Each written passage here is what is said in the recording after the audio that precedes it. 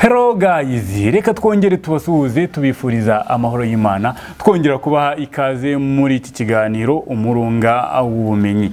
Nkuko mumaze kubimenyera rero, uyu munsi muri kumwe nanjye Nzeyimana Ibrahimuzo Ibrakadabura mwenye sauti original, nta yandi habana abashaka. Kandi sindi jyenyine, ahubwo kuri mikoro ya kabiri ndi kumwe na mugenzi wanjye untera iteka ritantetereza, nanjye simutera umugongo. Ishimwe Jean Pierre Professor Pimeka. Tugiye kwita ku kiganiro uyu munsi, tugiye kwita ku kiganiro by'umwihariko tugaruka kuri Mugwaneza Jean Françoise. Mu minsi ishize haherutse kuvugwa urupfu rw'umudamu cyangwa se intwari. Sinzi nimba ndibwongereho umusumakazi nkamwita intwarikazi. Uru rupfu ibinyamakuru byinshi byararwanditse, ibitangazamakuru birarwandika biraruvuga, ubwabyo iyo ngiyo ntikiri inkuru, ahubwo tugiye kugaruka ku buzima bwamuranze, amateka ye, imvugo zitazibagirana mu mitima ya benshi ubwo yarari mu rwunge rw'amashuri rwa Mukarange benshi bitaga igihugu cyituze.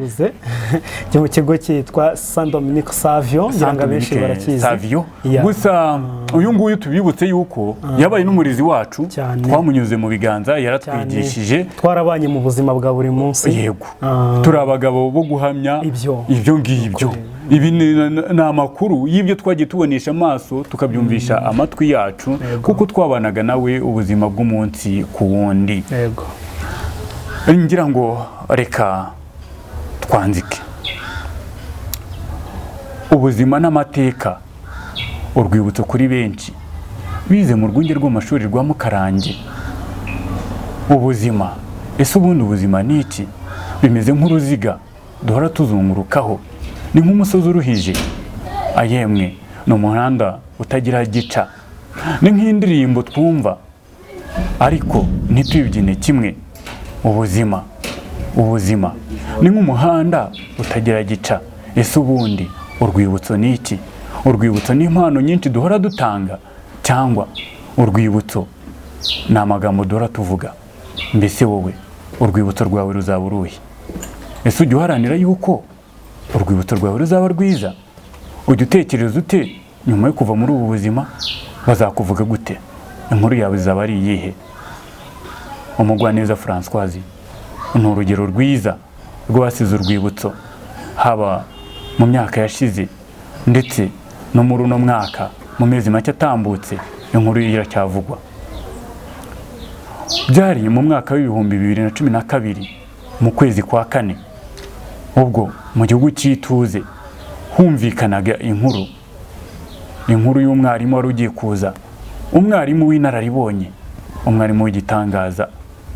Iyi nkuru Byiringiro Justin nk'umunyeshuri wigishijwe n'uwo mwarimu, mu magambo ye yagize ati: hari ku gicamunsi ubwo diregiteri yaduteranyaga akatubwira inkuru y'umwarimu ugiye kuza, yaratubwiye ati ntibyo koko mwigaga, ariko mwagiye mwigishwa n'abarimu bize imibare mu buhinzi n'ubworozi, ariko umwarimu ngiye kubazanira azabigisha ibyo yize, ni inararibonye kandi n'umwarimu w'umuhanga.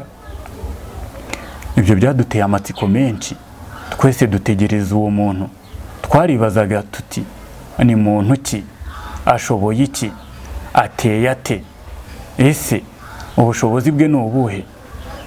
Mu gihe twari mu rwijiji kwibaza ngo ni ryari, n'ejo cyangwa ejo bundi, mu kigo cy'amashuri cya Mukarange hahingutse umukobwa wari unogeye amaso kumireba imigaragarire ye. Yari yambaye inkweto z'umweru, yambaye ijipo ngufi ya pinki, yari yambaye n'agashati kadoze bukote, yari yasokoresheje tonse, yari afite telefone nini mu ntoki ze, ariko nanone wabonaga ari seriyeze. Abahungu bari bakuru cyangwa se abari abasore muri icyo gihe, amaso yabo ntiyabuze kurangara, baramwitegereje cyane bati uyu ni marayika pe, uno muntu ni mwiza, kera kabaye imibare yari yaratunaniye, tugiye kwishobora pe, ino mibare tuzayiga. Ese wabona isura nk'iyi ngiyi, imibare yo wayitsindwa ute? Ibihe byarashize, iminsi irashira indi irataha. Ubwo yabaga ari ku kibaho arimo kwandika, aba basore babaga bamwitegereza bamureba indoro y'ijisho ryiza, yahindukira akababona baganira bakanyuzamo bakamwenyura, nawe ati koko isomo ryanjye rishobora kuba ririmo kumvikana, abanyeshuri batuje batya kandi bankurikiye. Nyamara byari nariye kompuri, ntacyo biyumvishaga. Babaga bakururwa n'uburanga bw'uwo mwari. Yari umugwaneza uko byagaragaraga, kandi akagira kwikaruma cyane. Iyo yabaga arimo gutanga isomo ntiyakundaga umuntu umuderanja, yashakaga kukumvisha akakwigisha akabona ko byagiyemo. Ntabwo yarenzagaho, yakoraga amasaha menshi cyane. Iyo yakundaga akazi ke akita kuri buri wese akumva yamuzamura. Ahangaha byari mu mwaka w'ibihumbi 2015. Ntabwo tuzibagirwa urukurikirane rw'amagambo yagiye adusimburanwaho mu matwi, amagambo benshi tuzakumbura. Ubwo yari amaze gutanga isuzuma bumenyi ry'imibare, birumvikana yuko umugabane umwe w'abanyeshuri wari waryumvishe kandi waritsinze, nyamara ntihari bwabure n'abaritsinzwe. Mu mvugo ye benshi bazakumbura yaragize ati, wize senior 1, wiga senior 2, wiga senior 3, wiga senior 4, ngo none ntabwo uzi gushaka agaciro ka X. Ngo abanyeshuri bubu muri abanebwe, ubanza muri abaswa. Ayo magambo kimwe n'andi yose yagiye avuga ntituzayibagirwa. Byari mu mwaka w'ibihumbi 2016 mu kwezi kwa karindwi, yongera kugira ati, Aburahamu, turakoze cyane. Ninde wababwiye yuko gukubura ari iby'abakobwa gusa?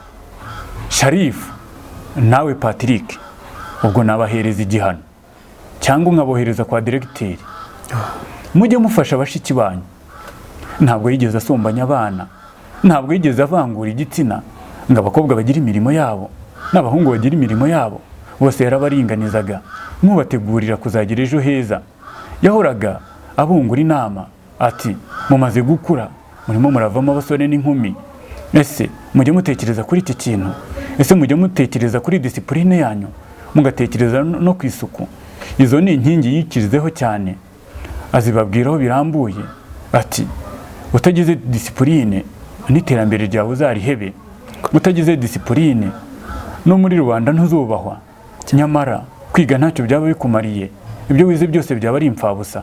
Kandi nanone ati, byaba bibabaje kuba uri umukobwa, kuba uri umusore, ugafata ibido ukayishyiramo amazi itogeje yemwe ukanayanywa. Uwo ni umwanda. Ibyo ntibikwiriye. Mukwiye kugira umuco, mukongeraho n'isuku. Ibyo nibyo bibakwiriye. Ese nimuzi ko n'abandi b'injiji menya nabo babarusha isuku? Ni umuhate wanyu. Mukwiye kuzajya mwikwita agashyi pe. Sinkwiriye kujya mbabwiriza gukorera ishuri mutya, ahubwo mwakabe muri icyitegererezo cyiza. Ese mugiye kuzubahiriza wa mugani wabavuga ngo abantu be muri MPG bahora bajabiriye? Reka da, abantu be muri MPG mushobora gukaraba mugacya, mugafura, mugatera ipasi, mukiga. Ubundi kwiga ni iki? Ubwenge buva mu kibuno. Imvugo benshi badasobanukirwa. Bisaba kwicara ugahereza umwanya ikintu. Uyu yari Twagira Umuhoza, yari umugwaneza Jean Françoise. Mu mvugo ze benshi bazakumbura. Yari umuhanga cyane. Ntiyaburaga gufata akanya ngo abe yanasobanurira abandi barezi bagenzi be, kuko yari umuhanga bidasubirwaho. Inkuru ye uwayivuga bwacya bukira, ndetse amateka ye n'ibigwi bye byakomereje no mu buzima bwo hanze. Iyo mwahuraga yakugiraga inama, yaguhaga umwanya mukaganira, akakuvungurira ku ibango ry'ubuzima uko ushobora kuzitwara ukagira intsinzi. Ati, diporome muyiharanire, kandi nushaka amanota menshi nabwo uzayibona. Iraharanirwa, nta gikomeye kirimo, no kwiyumvisha ubuntu. Ubuzima buroroshye, nubukomeza nyamara nawe buzagukomerera. Ndashaka ko muba intangarugero, ntimukirirwe muyagara nk'abo mu yandi mashuri nirirwa mbona birirwa hanze ntibazi icyabazanye. Twagira Umuhoza Françoise ntawe uzamwibagirwa kugeza ku munsi wa nyuma yavuye muri ubu buzima, akagenda gitwari, agapfa ari umugore w'intwari, ubwo yari agiye gutabara umwana we nyuma yo guturikanwa na gaze bari mu nzu, yaravuze ati uyu mwana ni uwanjye ntiyapfa ndeba. Ubwo ababyeyi benshi urukundo rwabashizemo bagatabana, we yahagaze gitwari. Umugwaneza Jean Françoise, rest in peace, tuzahora tukwibuka, tuzakukumbura, amagambo yawe, impanuro zawe tuzahora tuzikumbura. Ndi umugabo wo guhamya ibyo, kandi nkashimwe Jean Pierre nawe yamunyuze mu biganza, yaramubonye akenshi, nawe yaba umugabo wo guhamya ibyo ngibyo. Mu nkundire amateka ye tuyasoreza ahangaha kuko yavuga ntiyayarangiza.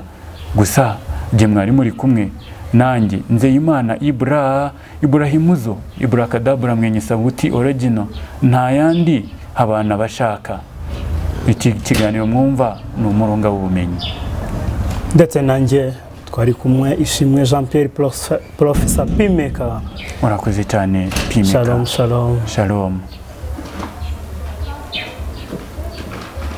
Ngira ngo Ibra uyu mwarimukazi usibye kuba yarabaye umurezi wacu twese, uko turi kumwe mu buzima bw'ishuri twarabanye, ariko ntibyagarukiye aho ubuzima bw'ishuri burangiriye tukajya mu buzima busanzwe bwo hanze mu kazi kanjye ka buri munsi.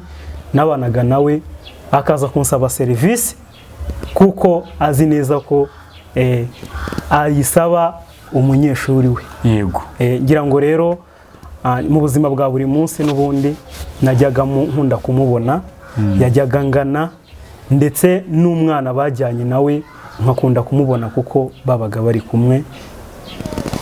Ngira ngo rero uyu mwarimukazi umurezi wacu ntabwo tuzamwibagirwa, imirimo ye myiza yagiye imukurikiye kandi tuzahora tuyimwibukiraho ibihe byose.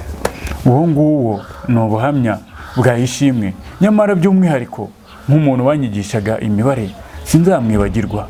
Ndibuka umunsi umwe ubwo yanshyiraga ku ruhande yaranganirije ati, nkawe Aburahamu ujya utekereza ku hazaza hawe? Ese ibyo mwirirwa murimo mubona hari icyo bizabafasha? Gutsinda ikizamini mwitekereza ko muziga ukwezi kumwe ngo ikizamini mwagitsinze? Mukwiye kwigomwa ibyo mwabaga muhugiyeho mugakora cyane. Ese ntago mwibuka? Ese ubu amakaye yo mu wa kane yose urayazi? Mu wa gatanu ntacyo wakwigamo? Ese mu wa gatandatu ntacyo wakwigamo? Ubu bya bindi muvuga ngo birakomeye da, ngo ni bya trigonometry, ibi byose murabyibuka, nyamara mufite akazi gakomeye cyane.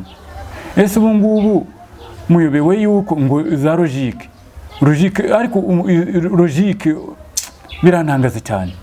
Menya namwe mutagira logique, mwari mukwiye gutekereza ku bintu mukabiha umwanya, mukamenya icyabazanye hano. Izo ngizo ni impanuro nyinshi uyu nguyu umugwaneza yagiye atanga, nyamara ndahamya yuko niba kubizera Kristo cyangwa se bakizera Imana bemera ko umuzuko uzabaho, twizeye yuko mu gitondo cy'umuzuko uyu nguyu umugwaneza tuzamubona ari kumwe n'ikibondo cye. Kandi ndahamya nashidikanya yuko nimba twizera yuko agiye ari intwari kuri twe, ndamwifuriza yuko yazaba n'intwari ku Mana, igihugu cyo mu ijuru tukazakibanamo, dore yuko ntawe umuvuga nabi. Umugwaneza Françoise, reka mbisubikira ahangaha ibyo kumuvugaho kuko bwacya bukira, ahubwo mbifuriza amahoro y'Imana. Njye mwari kumwe muri iki kiganiro, nitwa Nzeyimana Ibrahimuzo Ibrakadabra mwenye sauti original, nta yandi habana abashaka. Kandi sinari jyenyine ahubwo kuri mikoro ya kabiri ndi kumwe na mugenzi wanjye Ishimwe Jean Pierre Professor Pimeka. Murakoze cyane, ngira ngo shalom. Ikiganiro nakagaruka turabakunda cyane. Yego.